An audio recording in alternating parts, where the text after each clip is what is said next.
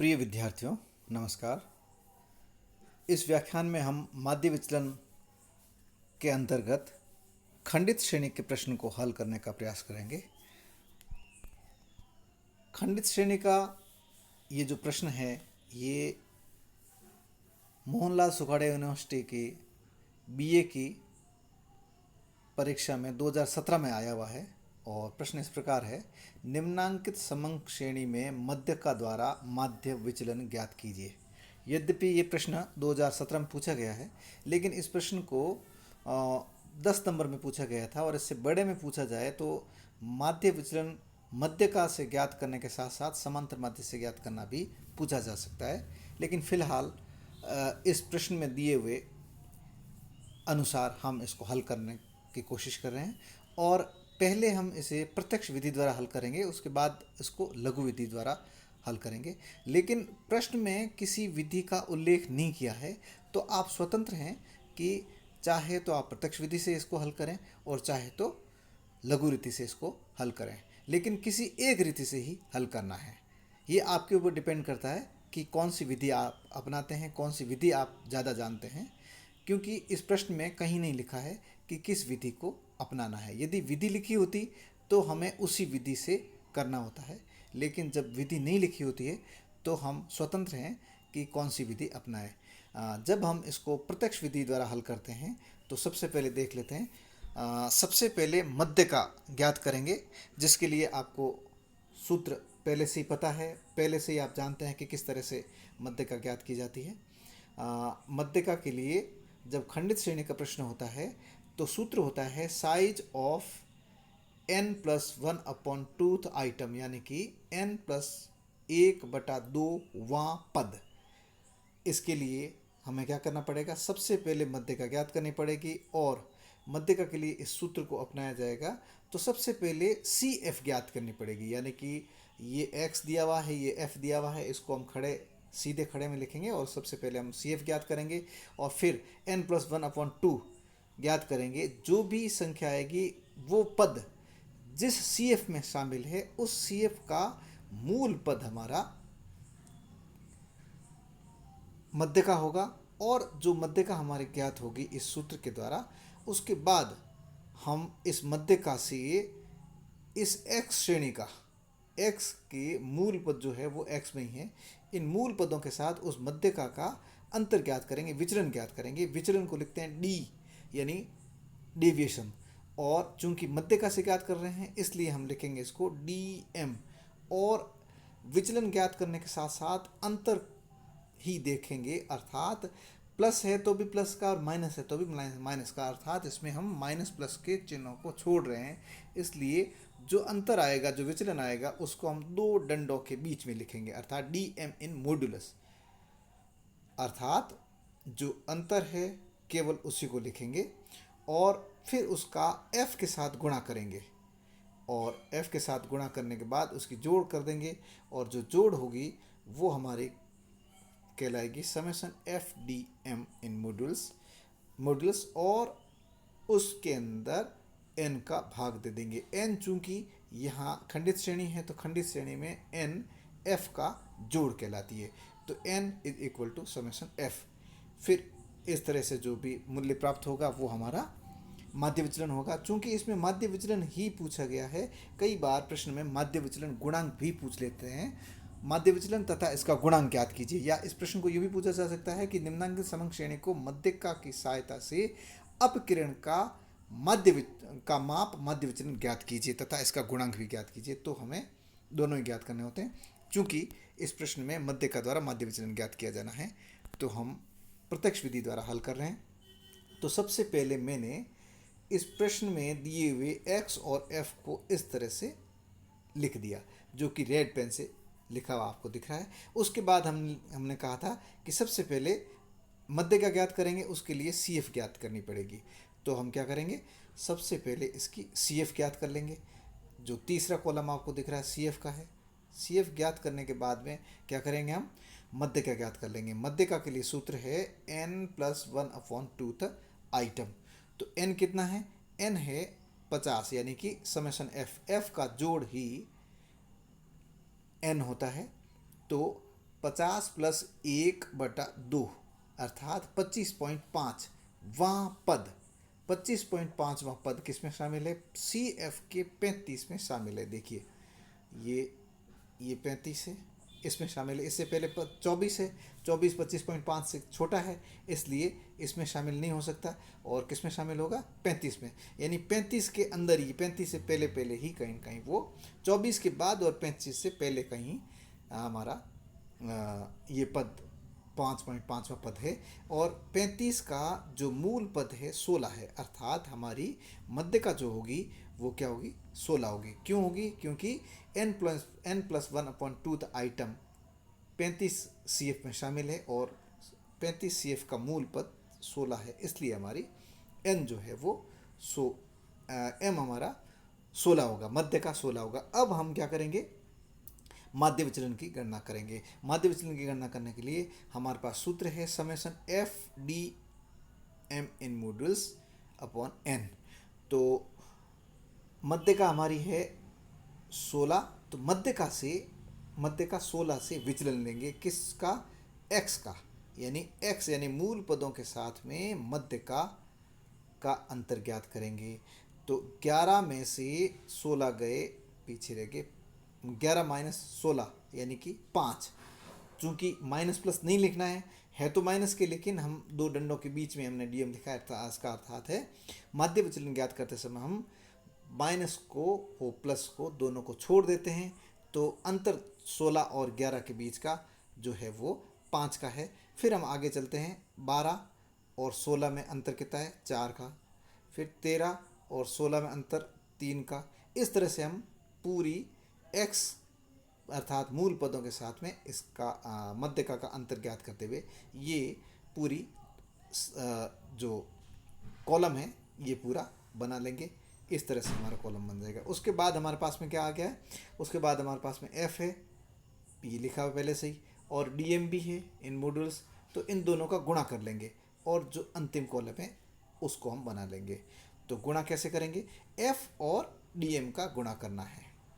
तो f आपके सामने ये दिया हुआ है और f ये है और dm ये है, अर्थात इसका 1 का 5 को गुणा किया 5 आ गए, 2 को 4 से किया 8 आ गया, 4 को 3 से किया 12 आ गया। इस तरह से हमें इन दो कॉलम का गुणा करते हुए लास्ट के कॉलम में लिखना है। इस कॉलम का गुणा करना है इस कॉलम के साथ में और यहाँ पे लिख देना है। लिखने के बाद इसकी जोड़ कर देंगे हम। जोड़ आई 75, जो क्या कहलाएगी? Summation F D M N modules कहलाएगी ये। और 50 एन कितना है? 50 से पहले से, तो इसको हम सूत्र में रख दिया 75 divided by 50 is equal to 1.5। हमारा माध्य विचलन हो गया 1.5। ये तो है प्रश्न का हल। यदि हमें इसी तरह से प्रश्न के साथ में इसका गुणांक भी पूछ लिया जाए तो coefficient of mean deviation from median is equal to mean deviation from median divided by median, अर्थात जो ज्ञात किया है बटा जिससे ज्ञात किया है। हमने ज्ञात किया क्या है? माध्य विचलन कितना है? 1.5। किससे ज्ञात किया है? मध्यका से, जो कितनी है? 16। तो 1.5 बटे 16 जो उत्तर आएगा वो होगा 1.5 में 16 का भाग देने पर आएगा 0.093, अर्थात यह हमारा माध्य विचलन गुणांक होगा। इसी तरह से यदि इसी प्रश्न को समांतर माध्य से पूछते तो क्या करते? सबसे पहले हम x और f का गुणा करते और उसके बाद में हम क्या करते? x और f का गुणा करने के बाद में हम fx का जोड़ लगाते, फिर x बार ज्ञात करते। x बार ज्ञात करने के बाद में उस x बार यानी कि समांतर माध्य ज्ञात करने के बाद में ये जो सीरीज पूरी किससे बनती? x बार और x का अंतर यहाँ पे लिख देते। उसके बाद में इस f का और dm लिखा हुआ है, यहाँ पे dx बार हो जाता इन मॉड्यूल्स। इन दोनों का गुणा करके यहाँ लिख देते, उसकी जोड़ कर देते और इस जोड़ में n का भाग दे देते, तो हमारा माध्य विचलन ज्ञात हो जाता। ये तो हुई इस प्रश्न के प्रत्यक्ष विधि द्वारा हल करने के बाद अब हम कहते हैं कि इस प्रश्न में आप स्वतंत्र हैं कि किसी भी विधि से हल कर सकते हैं। आपने इस तरह से किया तो भी सही है, और आप मान लेते हैं कि लघु विधि के ज़्यादा परिचित हैं, लघु विधि से ज़्यादा परिचित हैं, तो लघु विधि से करना चाहते हैं तो इस प्रश्न को इस तरह से हल कर सकते हैं। इस प्रश्न को मैंने लिखा, सबसे पहले ये इस तरह से लिख दिया जो रेड पेन से लिखा हुआ है। उसके बाद हम क्या करेंगे, सबसे पहले इसकी CF ज्ञात करेंगे। क्यों ज्ञात करेंगे? क्योंकि हमको मध्यका से ज्ञात करना है। लघु रीति से द्वारा हल करने पर भी एक कोई न कोई मध्य होगा। इस प्रश्न में पूछा हुआ है कि मध्यका से ज्ञात करना, इसलिए हमको मध्यका ज्ञात करनी है, इसलिए हम CF ज्ञात करेंगे, अन्यथा CF ज्ञात करने की आवश्यकता नहीं है। CF ज्ञात इसलिए करते हैं क्योंकि हमको मध्यका ज्ञात करनी है। मध्यका के लिए n+1/2 आइटम, और n+1/2 ये पहले कर चुके हैं। 25.5 आ रहा है, ये पद CF के पद 35 में शामिल है, और 35 का मूल पद 16 है, इसलिए हमारा मध्य का 16 होगा। और मध्य का 16 हो गई। अब हमारी गणना होगी। उससे पहले गणना के लिए हमें सूत्र याद करना पड़ेगा। सूत्र में क्या क्या लिखा हुआ है उसके अकॉर्डिंग हमारे कॉलम चाहिए होते हैं। तो एक कॉलम ये है, एक कॉलम ये है, तीसरा कॉलम ये तो प्रश्न में दिया होता है, तीसरा कॉलम हम केवल मध्य का ज्ञात करने के लिए निकाला। अब ये चौथा कॉलम कहाँ से आया है, इसके लिए हम बता रहे हैं कि हमें सूत्र याद करना पड़ेगा। सूत्र जो है वो है mean deviation from median is equal to summation fxa minus summation fxb minus na minus nb into m divided by n। अर्थात हम इस सूत्र को, जो पहले हम सूत्रों की जिक्र किया था जब, तो उस सूत्र को हम पहले लिख लेंगे। उसके अकॉर्डिंग हमें क्या क्या चाहिए ये देख लेंगे। एक चाहिए हमको summation fxa summation fxb NA NB median और N। तो N हमारे पास पहले से है 50, मीडियन हमारे पास पहले से है 16, और समेशन fxa समेशन fxb ये चाहिएगा। तो उसके लिए हम क्या करना पड़ेगा, fx यानी f और x का गुणा, इसके लिए हम ये कॉलम बना लेंगे। इसलिए हमने ये कॉलम बनाया।